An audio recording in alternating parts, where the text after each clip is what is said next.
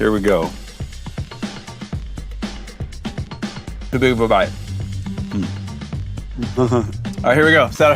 What's up, folks? Jet Tila here, and this is Ready Jet Cook, where I break down how to make my favorite Asian dishes like a pro from market to plate. And today we are rocking the walk with sesame chicken, a Chinese-American takeout stir-fry that makes a great late-night snack. But before we jump into this, go ahead and subscribe so you don't miss out on the amazing dishes we've got for you this season. All right, let's get this stir-fry started.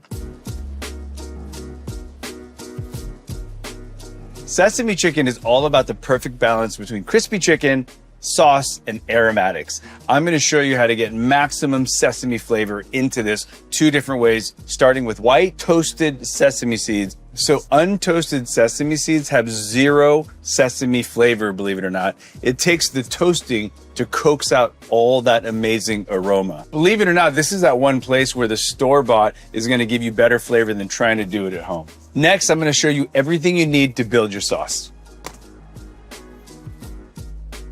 First, I need to grab some sesame oil since it is sesame chicken, but not all sesame is the same. You're always going to want to look for toasted or roasted sesame oil, and it's going to have this nice dark color.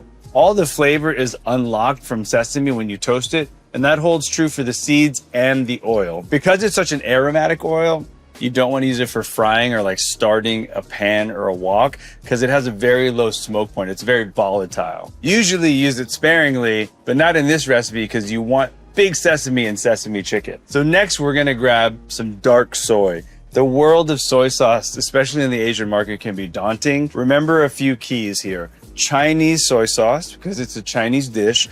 Dark soy is different than light soy because it's thicker, it's more viscous, it's brewed down, but has less salt. And sometimes it has a little molasses, so it coats really well. Anytime you need like a dark brown sauce, reach for dark soy sauce. I gotta check out and get cooking.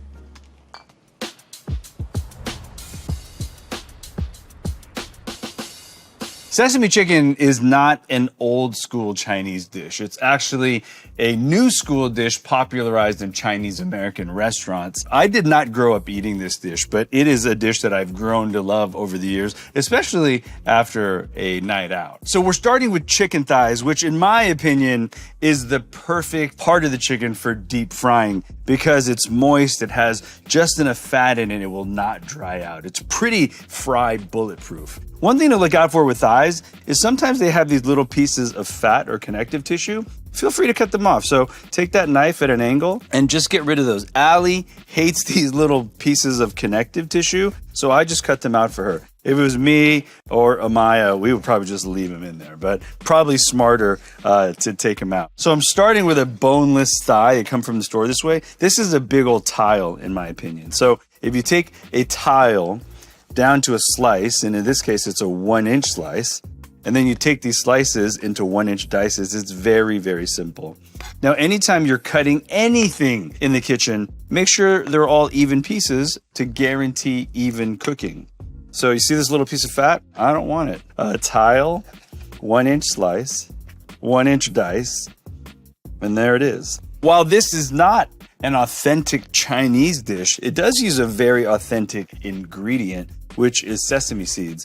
And we use sesame in so many forms. It's roasted, unroasted, we make it into paste. It's also used in savory and sweet dishes. One of those favorite things at dim sum is that little sesame crispy bao. Really a great example of how versatile sesame is. And as you can see, I'm covering my wood board with a plastic, or sometimes referred to as a gel board, to not cross-contaminate. So I'm keeping my proteins on the gel board and my vegetables on a separate board. All right, all the chicken is done. I need a bowl to marinate it all in. That goes in there, and now I can clean and sanitize myself before the velveting.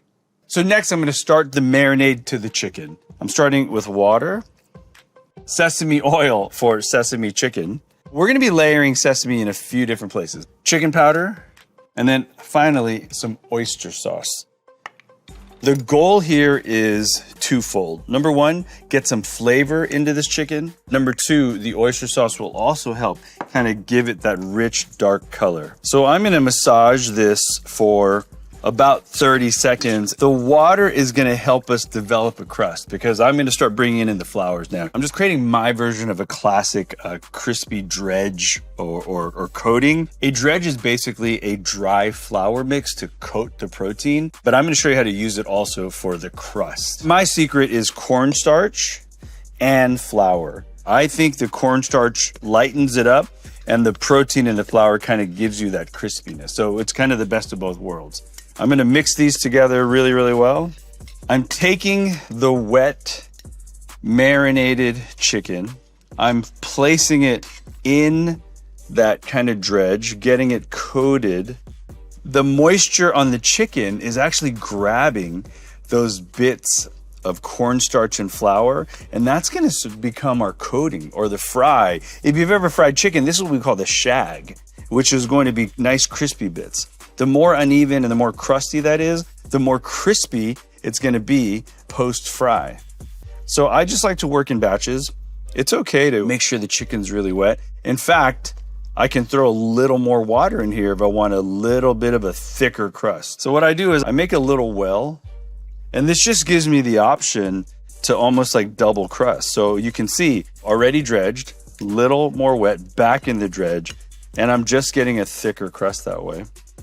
And I'm working into a sheet pan so the crust has a chance to adhere and thicken up, dry up, which means it'll fry even crispier. So I'm gonna save my flour for another crispy trick, and I'll show you in a second. This will go away, and it's time to build our sauce. Pretty simple here. So in a bowl, I'm gonna combine ketchup, honey, vinegar, brown sugar.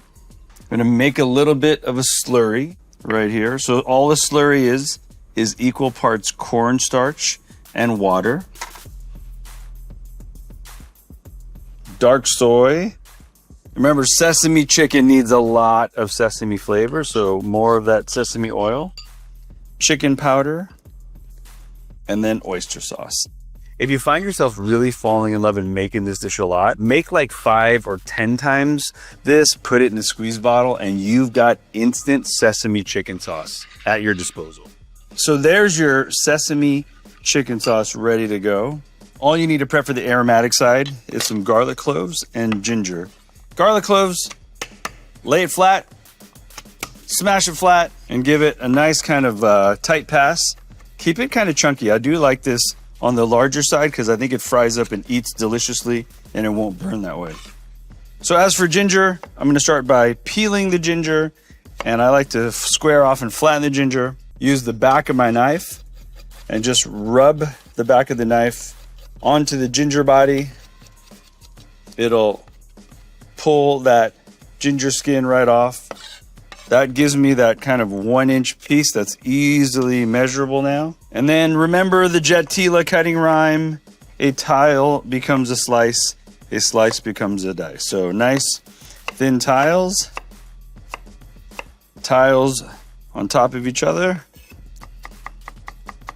So you could leave them in these blades of grass as well if you like ginger, but if you want to taste ginger and not necessarily feel those long pieces of ginger, just finish the little mince that I'm doing here.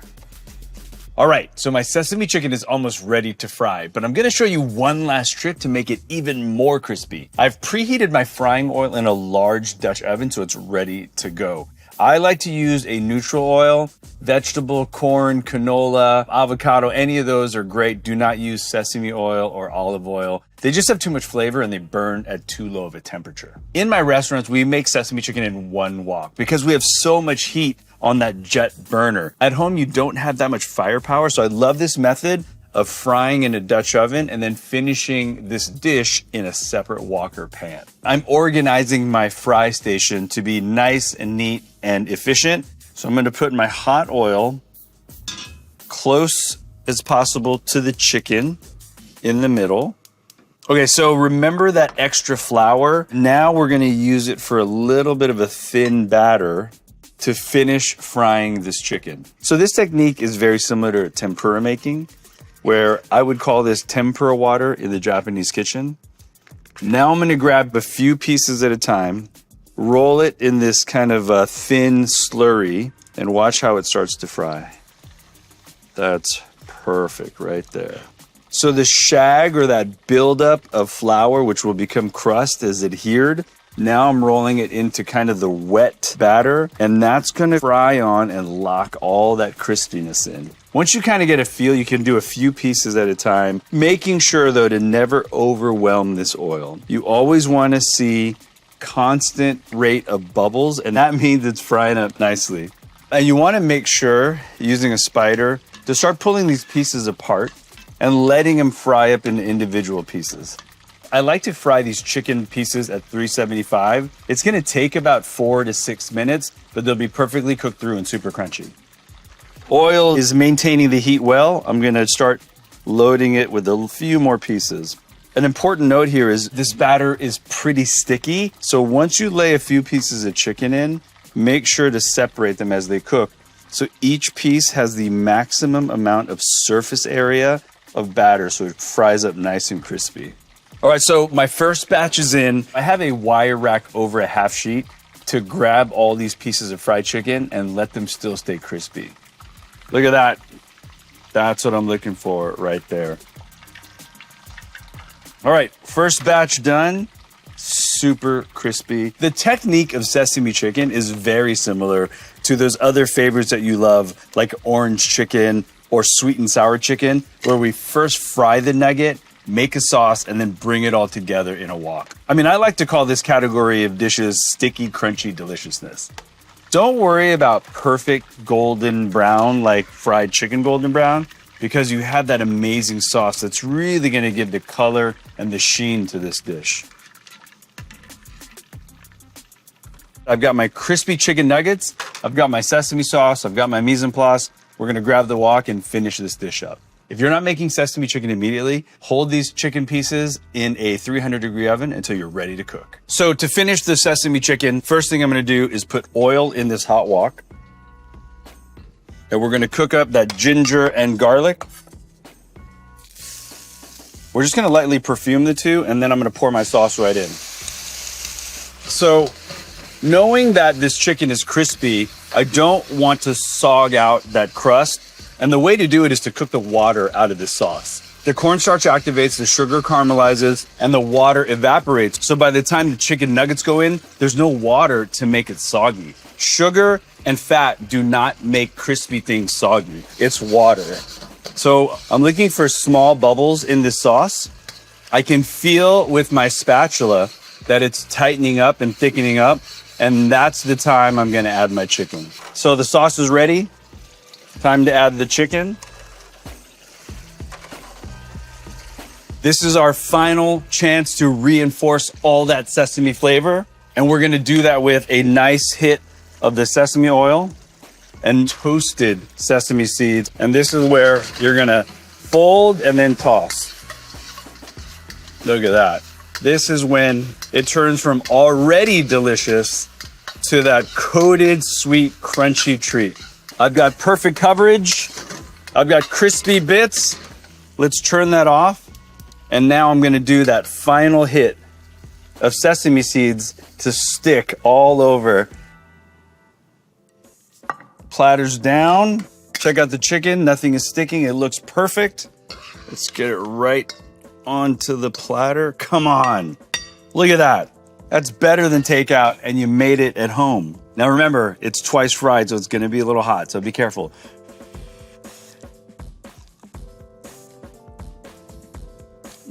Oh, man. It is crispy. It is umami. It is sweet. It is sesame. That flavor of sesame really comes through from the oil and the seeds. This definitely is one of my favorite dishes. I hope you enjoyed learning how to make this Chinese-American takeout classic sesame chicken. Give this dish a try and let me know how it turns out by leaving a comment. And make sure you subscribe to Food Network's channel, and I'll see you back here for another episode of Ready Jet Cook.